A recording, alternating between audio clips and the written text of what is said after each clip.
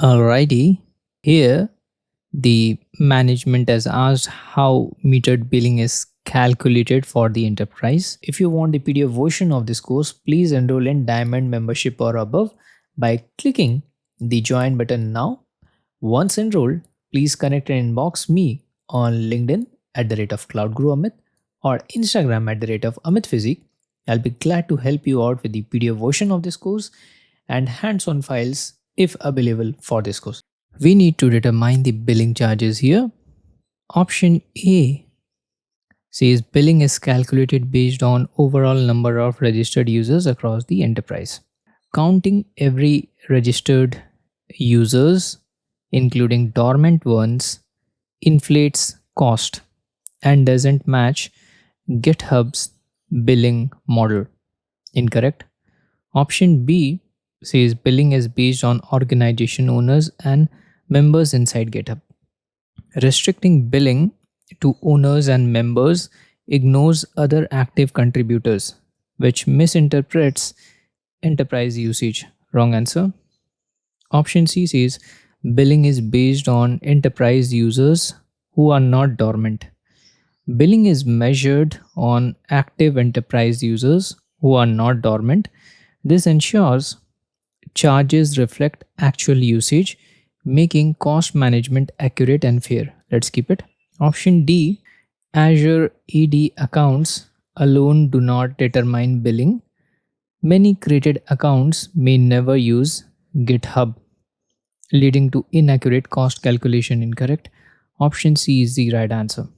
Let's bring the heat to the snow. We need to make sure only specific repositories can use these runners. Option A, Meta API doesn't manage runner group permissions, so relying on it leaves repository access uncontrolled. Incorrect. Option B, labels only help identify runners but do not enforce repository restrictions, leaving access unmanaged. Wrong answer. Option C says configure repository access within the runner group settings. Configuring repository access in runner group settings ensures only chosen repositories can use the runners. This is the precise control mechanism GitHub provides for restricting runner usage. We'll keep it.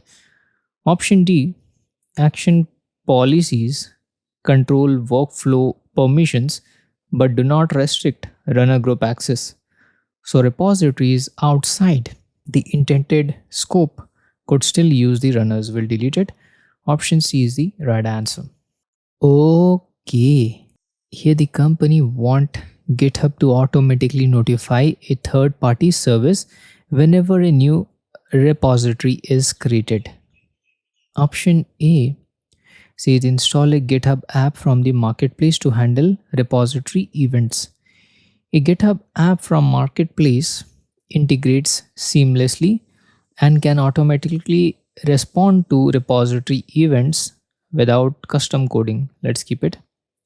Option B, Copilot extensions assist with code generation but doesn't manage repository event notification, leaving the requirement unmet. Incorrect.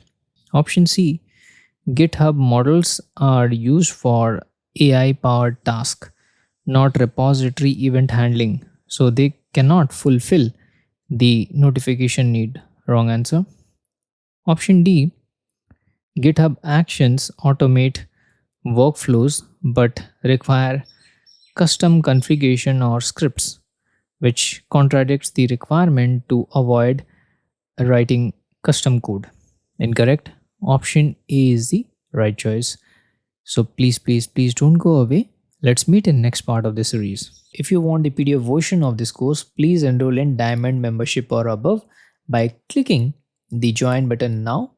Once enrolled, please connect and inbox me on LinkedIn @CloudGuruAmit or Instagram @AmitPhysique. I'll be glad to help you out with the PDF version of this course and hands-on files if available for this course. Please don't go away. Let's meet in next part of the series.